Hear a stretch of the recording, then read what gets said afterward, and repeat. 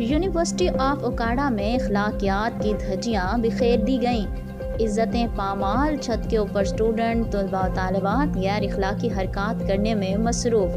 Zoya news network plus के ओकाड़ा से नुमाइंदे शाहिद जोया की रिपोर्ट के मुताबिक यूनिवर्सिटी में गैर अखलाकी कामों में रोज़ बरोज़ इजाफा देखने में आ रहा है, जबकि यूनिवर्सिटी इंतज़ामिया ऐसी हरकत पर कंट्रोल पाने में मुकम्मल तौर पर नाकाम और बेबस दिखाई देती है।